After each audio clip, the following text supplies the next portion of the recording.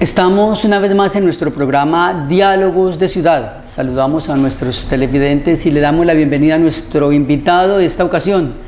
Nos acompaña el profesor Carlos Alberto Palacios Sinisterra. Él es doctor y profesor de la Universidad del Pacífico. Sus estudios del doctorado los ha realizado en una universidad de México y su doctorado es en estudios del desarrollo global. Y hoy nos complace pues acompañarnos de Carlos para hablar de una investigación que ha adelantado acá en la Universidad del Pacífico con una serie de personas y de un equipo muy amplio sobre un tema de importancia muy representativa para esta región, el transporte de cabotaje. Entonces queremos hoy compartir con nuestros televidentes esta experiencia que se ha adelantado desde la Universidad del Pacífico de manera conjunta con otras instituciones universitarias y pues vamos a conocer los detalles luego de saludar a nuestro invitado, al doctor Carlos Alberto Palacios Sinisterra. Bienvenido, profesor. Muchas gracias, Arsaín, por invitarme a este espacio y poder tener la oportunidad de contarle a la gente lo que estamos haciendo en la Universidad del Pacífico. Bien, el cabotaje es uno de los medios de transporte pues más importantes para las comunidades que viven en Colombia, en lo que conocemos como el litoral recóndito, si quisiéramos tomar esa expresión prestada de un autor de los primeros que escribió sobre los asuntos de las comunidades nuestras en el Pacífico, del litoral pacífico colombiano. Entonces, ¿qué es el cabotaje en términos de lo que representa para las comunidades en general? Y luego vamos a hablar en qué se centraron ustedes dentro de la investigación. Bueno, hay que señalar primero que el litoral pacífico tiene una extensión de más o menos un poco más de 1.300 kilómetros. En esos 1.300 kilómetros de extensión de sur a norte, hay esteros, canales, ¿no? Una cantidad, digamos, de entradas y salidas de fuentes de agua. Y esto hace que el territorio esté muy fragmentado. Y a eso sumémosles que solamente existen 2 vías terrestres para conectar este territorio tan extenso, que es la ruta Cali-Buenaventura, ¿cierto? Y Tumaco-Pasto. Son las únicas 2 vías que hay para conectar una región, todo una región, que implica la zona litoral de 4 departamentos.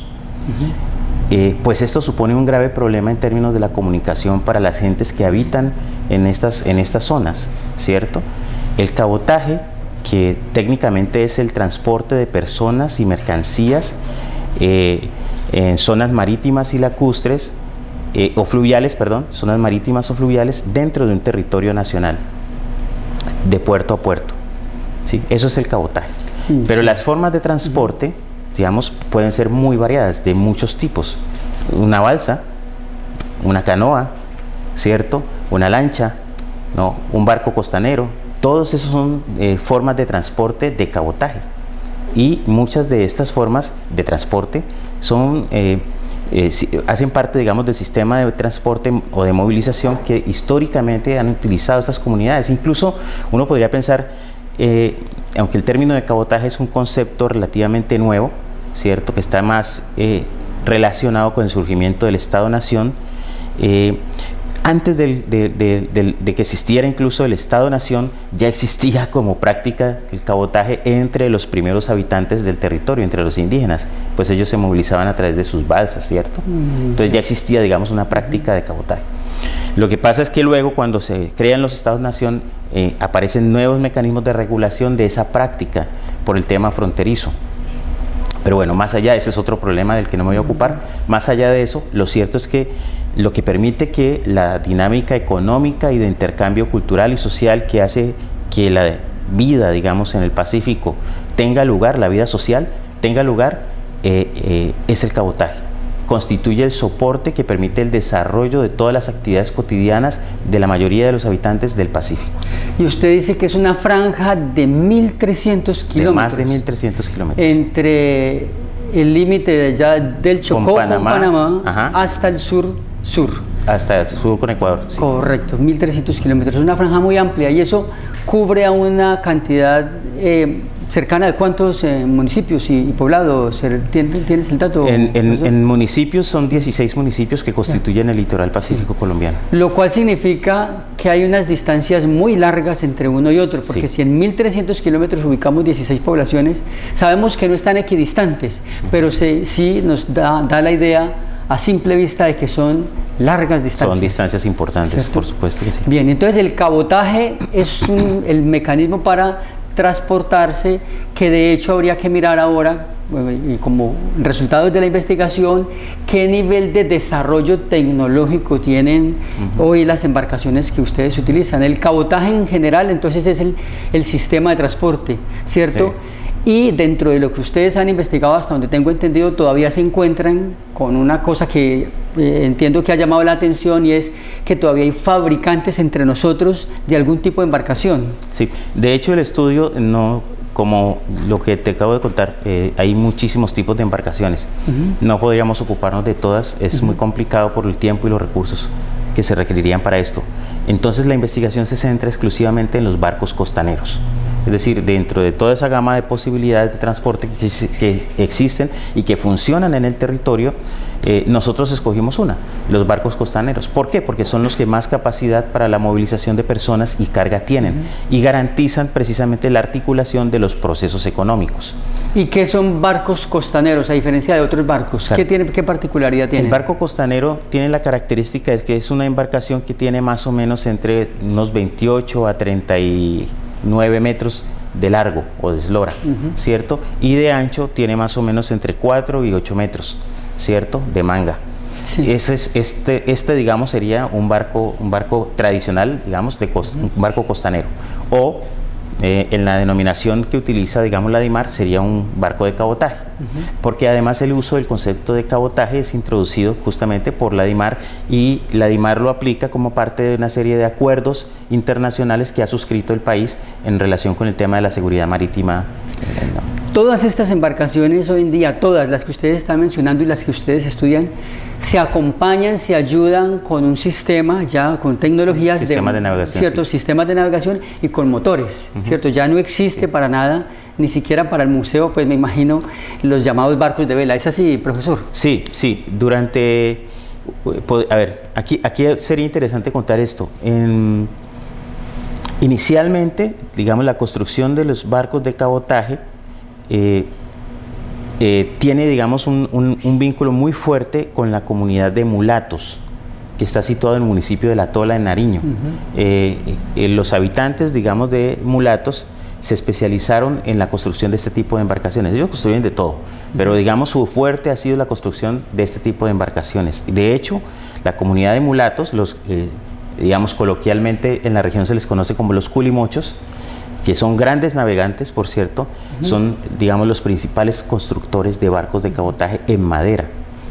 El 50% de la totalidad de las embarcaciones de cabotaje en madera que circulan por el Pacífico se construyeron en esa comunidad, o es gente de esa comunidad la que la construyó. Entonces, ellos han tenido un impacto muy fuerte, y es ya un hallazgo de la investigación, muy fuerte en el desarrollo, digamos, del cabotaje en la región. Justamente su contribución ha sido esta, ¿no?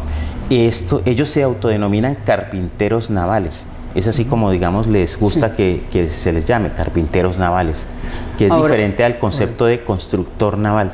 El constructor naval es el que trabaja el metal. En Buenaventura nos hemos especializado en la construcción de los barcos de metal, pero en la zona de mulatos se especializaron en la construcción de los barcos de madera. Y entonces existen todavía barcos de madera navegando. Todavía hay barcos de madera. Ahora, pero permíteme, para acabar de responder un poco como el sentido de la pregunta original que me hiciste.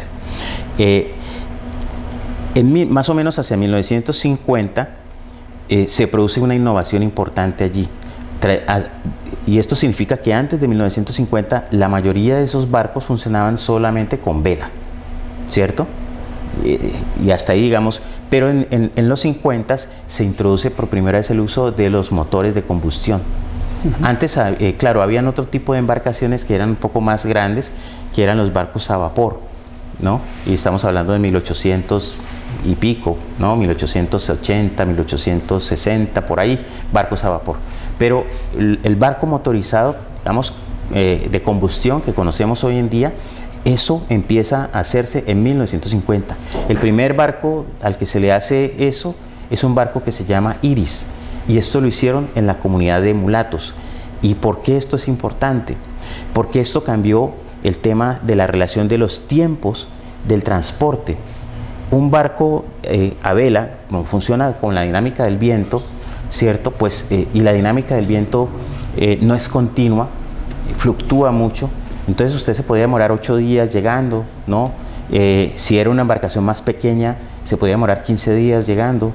En una balsa se podía demorar 15 días, ¿cierto? O hasta 20 días, porque había gente que se venía en balsa desde esa zona, digamos, pon desde La Tola hasta Buenaventura, en balsa, ¿no? Y por supuesto esto revela una enorme capacidad y conocimiento que tienen del entorno, de las corrientes, de los flujos de los vientos, es decir, un conocimiento del ambiente que es impresionante, ¿no? La capacidad de estos navegantes tradicionales es una cosa formidable, que realmente merece mucho respeto. Pero bueno, volviendo a la historia, en 1950 más o menos, 48, 50, se le pone el primer motor a un barco de estos, y eso hizo que esos tiempos, digamos, de una semana se acortaran a cuestión de horas. Entonces pasamos de, digamos, 8 días a 16 horas. En términos de productividad, ¿cierto?, de eficiencia, pues esto es una cosa revolucionaria, ¿no? Esto hizo que fuera mucho más eficiente y aumentó enormemente la rentabilidad de la actividad económica. Sobre ese aspecto de la construcción, pues, de las embarcaciones, entonces, para el caso de nuestras comunidades, entre los carpinteros navales, ellos aportan la caparazón de las embarcaciones, pero naturalmente la tecnología, los motores de combustión sí proceden entonces son importados, ¿cierto? Sí, los motores son importados, básicamente eso es lo que se hace, pero digamos lo que reconocemos nosotros como la capacidad, la plasticidad mental que tiene esta gente para poder adoptar esas tecnologías y adaptarlas a las condiciones del contexto y ponerlas a funcionar en nuestro territorio. Claro. Sin duda es una capacidad fascinante. Y un segundo dato que es como clave, estas comunidades de mulatos que ostentan como ese saber de muchos años, tengo entendido que algunos de ellos, al menos algunos de ellos, tienen orígenes en el extranjero, es decir, vienen familias de otras partes del mundo y se quedan allí, y de allí se desarrolla esa habilidad. ¿Es eso? La comunidad de mulatos en realidad es como un rezago de la colonia española durante el periodo, digamos, en el que este proceso, digamos, se dio.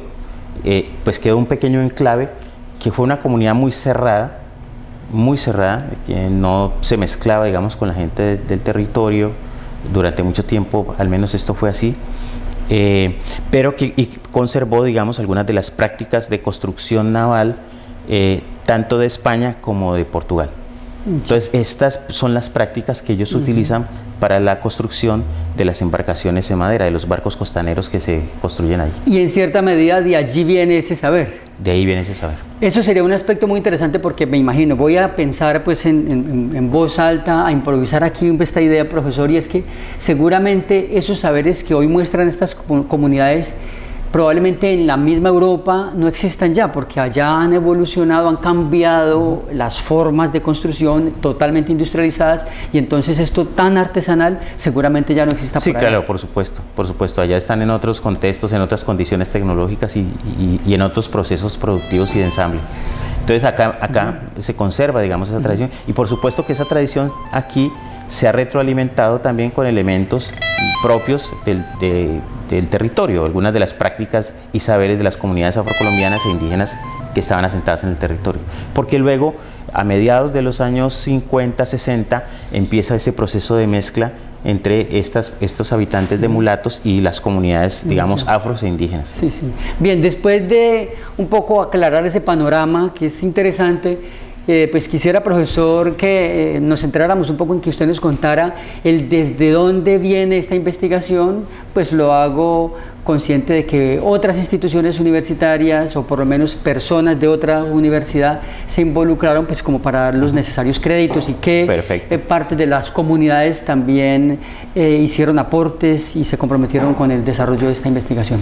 Bueno, este proyecto lo estamos desarrollando de forma conjunta entre la Universidad del Pacífico y la Universidad Javeriana de Bogotá. De Bogotá, no de Cali. No, de Bogotá. Ellos han sido muy importantes porque de todas maneras una parte importante de los recursos que se han ejecutado en el proyecto pues ha provenido de ese apoyo institucional que ha brindado la Javeriana y además han aportado con el equipo de investigación. Hemos hecho un relacionamiento que nos permitió articular tanto a estudiantes de la Universidad del Pacífico como a estudiantes de la Universidad Javeriana en el desarrollo, digamos, de la investigación.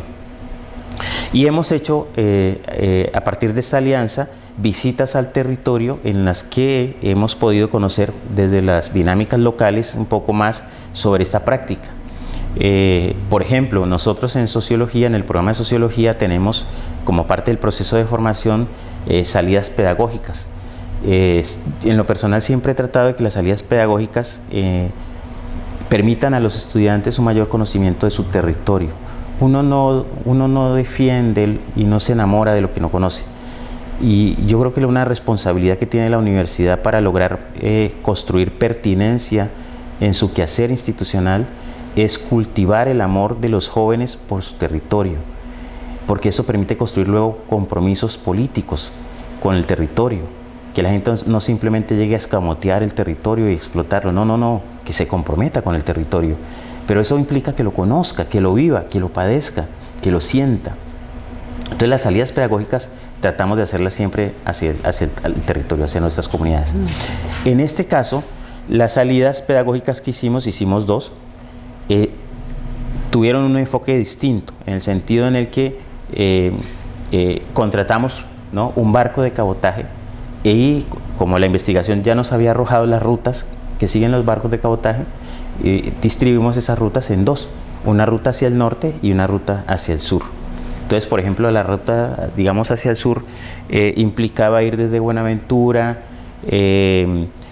Satinga, El Charco y La Tola. Y llegamos incluso hasta Mulatos, donde por supuesto tuvimos la posibilidad de conocer y entrevistar a la gente de Mulatos. De ahí salió un documental que, por cierto, está disponible. En el canal se transmitió ese documental, se transmitió en Zoom también. Vamos a ver si se transmite también en RTBC. Y luego, en un segundo momento, hicimos la ruta hacia el norte. La ruta hacia el norte que implicaba visitar Pizarro, Nuquí y Vallasolano. Entonces, realmente la ruta hacia el norte llega hasta Juradó, que es el punto, digamos, más distante al que puede llegar un barco de cabotaje por las condiciones del barco y el tamaño del barco.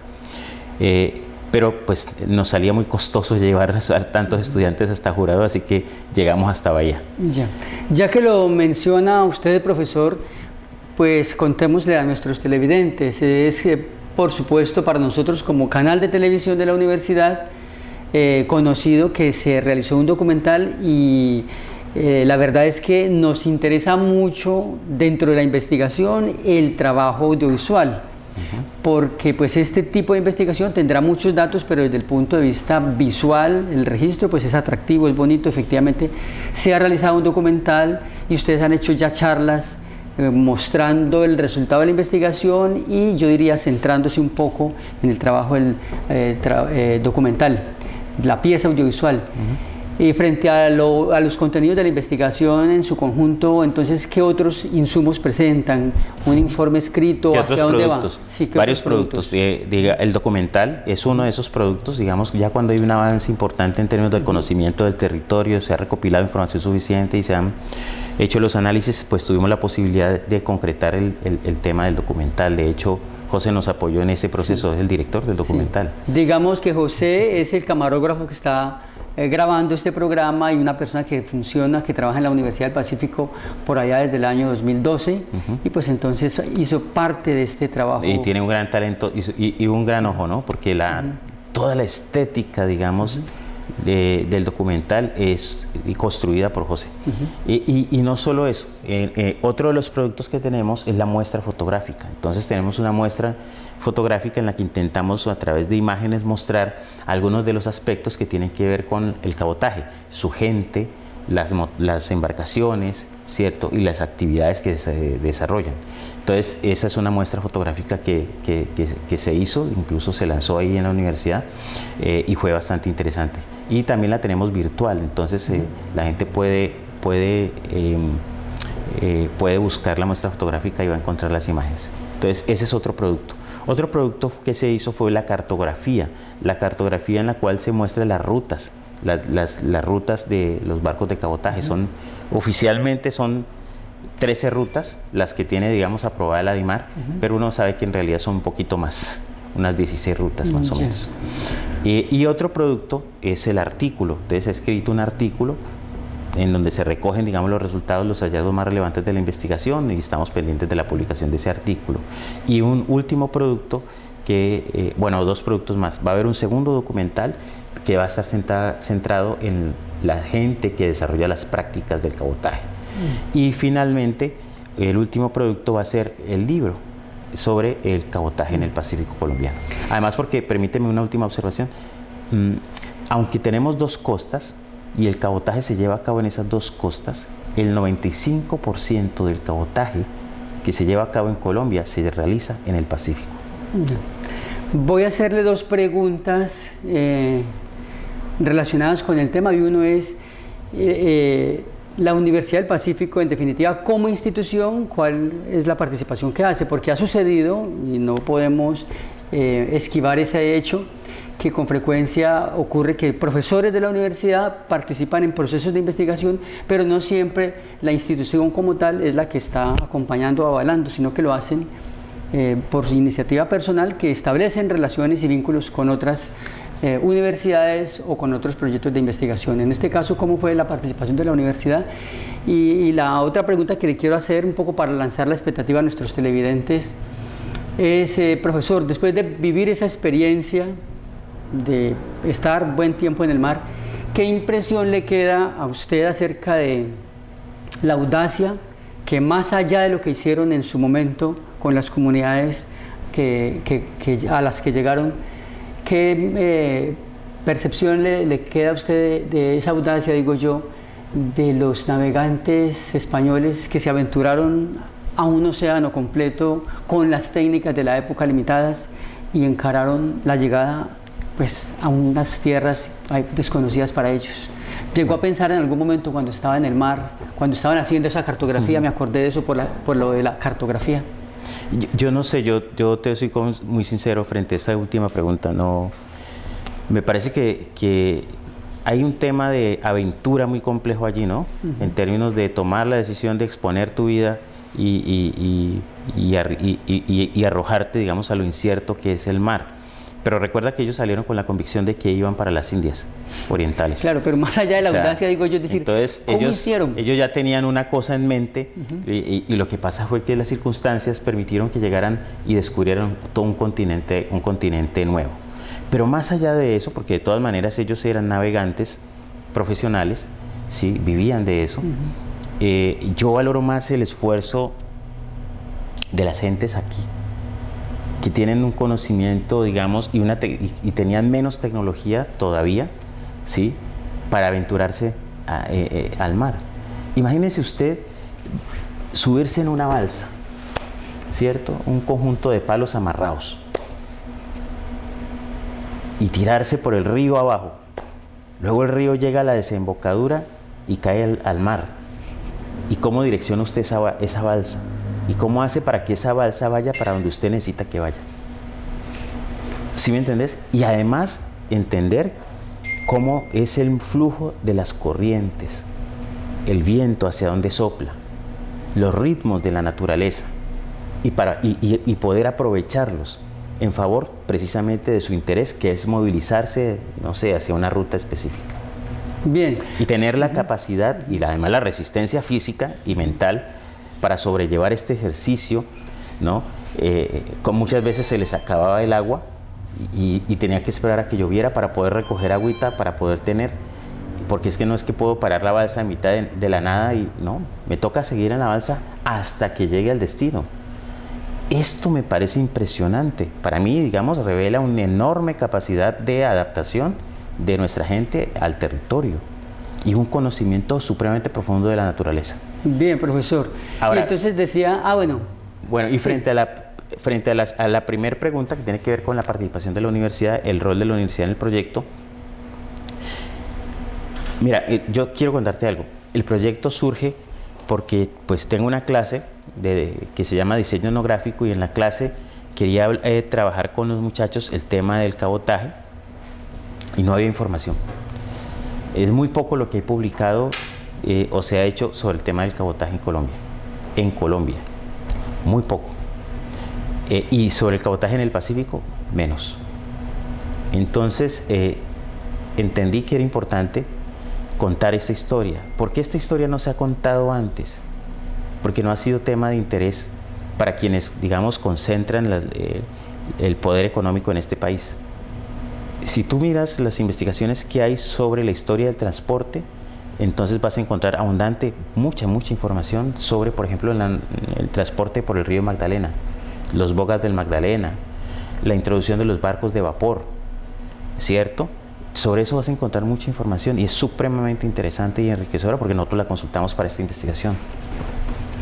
Vas a encontrar información sobre el transporte férreo, sobre la construcción de las vías terrestres y cómo, digamos, la construcción de las vías terrestres dio al traste con el transporte férreo en Colombia, o sea, por favorecer unos intereses particulares de unos amigos en el poder. Sí, esa historia está contada, está escrita en la historia económica del país. Está la historia de cuando llegó el primer carro a Colombia y cómo se fue implementando el transporte, digamos, de esto y los camiones fueron reemplazando, digamos, al tren y toda esta historia está bien contada, de hecho. Se habla hasta de las mulas, la historia de las mulas que se utilizaron para el transporte de carga, cruzando la montaña. Hay mucha, digamos, documentación sobre esto, pero no hay documentación sobre el cabotaje, ¿cierto? Pero ¿por qué no hay documentación sobre el cabotaje? Porque el 95% del cabotaje se lleva a cabo en el Pacífico. ¿Y quiénes son los que están en el Pacífico? Negros e indígenas. Pues profesor, eso que usted está diciendo es una confirmación, una reiteración de lo que ha dicho en varias ocasiones el presidente de la República, Gustavo Petro, de que Colombia se construyó y se desarrolló sin mirar al mar. Y él por eso reclama hoy el que toda la capacidad del Estado mire hacia el mar, en todo el sentido de la palabra, para buscar el desarrollo desde el mar, desde el océano, porque así lo han hecho los países desarrollados. Pero yo le agregaría algo más, es la visión, una visión centralista y colonial que persistió en las élites colombianas y que ha permanecido, digamos, dentro incluso de la práctica de la academia. Sí, y ese pensamiento colonialista hace que se centren en los asuntos que tienen que ver con los mestizos que están al interior del país. Sí. De manera que los asuntos que tienen que ver con los grupos étnicos que están en las zonas periféricas pues no son de interés. No, los que hacen cabotaje son negros e indios. Así es, profesor. La verdad es que esta conversación es prácticamente un preámbulo de las muchas cosas que se tendrían que decir sobre esta investigación, porque sabemos que hay personajes muy interesantes que han participado, lo que usted mencionaba, los carpinteros navales, los navegantes, ¿cierto? Las personas que han estado al frente de lo que se llama las flotas mismas del transporte. Todos esos aspectos hacen parte de esta investigación, así que nosotros con este programa Diálogos de Ciudad lo que hemos querido es hacer un abreboca para que nuestros televidentes se interesen y conozcan más en detalle acerca del trabajo que han hecho ustedes, profesor. No, muchas gracias por la invitación y por la oportunidad de contarle a la gente sobre esto que es parte de nuestras prácticas. La vida en la región, el desarrollo económico de la región no sería posible sin el cabotaje. Y esto también nos da una idea de la importancia estratégica que tiene el cabotaje para el desarrollo de la región. Habría que tener un segundo momento, profesor, quizás una segunda entrevista en la que pues ustedes nos cuenten ya los resultados de esa investigación, las expectativas, las recomendaciones que hacen, seguramente las habrá, para que todas las capacidades del Estado, de los gobiernos locales, regionales, el nacional, se movilicen en torno a impulsar el desarrollo de estas comunidades con sus necesidades, las del siglo XXI, profesor. Por supuesto, ¿cierto que sí? Por supuesto, yo sí creo que es importante. Uno pensaría que, por ejemplo, cosas como el RAP Pacífico, que cruza toda la región, tendría que tener proyectos estratégicos para fortalecer el desarrollo del cabotaje por la relevancia estratégica para la región. Y seguramente de esta investigación van a salir cosas. Así que en la medida en que pongamos a circular la información de la investigación que ustedes han adelantado, seguramente estamos haciendo una contribución. Profesor, a usted mil gracias. Muchas gracias, Herzain. Igual a nuestros televidentes que nos han acompañado en nuestro programa Diálogos de Ciudad, les agradecemos y les estamos invitando a continuar con la programación de nuestro canal Yubarta Televisión y de fijarse en esta investigación adelantada desde la Universidad del Pacífico, en este caso con la participación central del profesor Carlos Alberto Palacios Sinisterra. A ustedes mil gracias.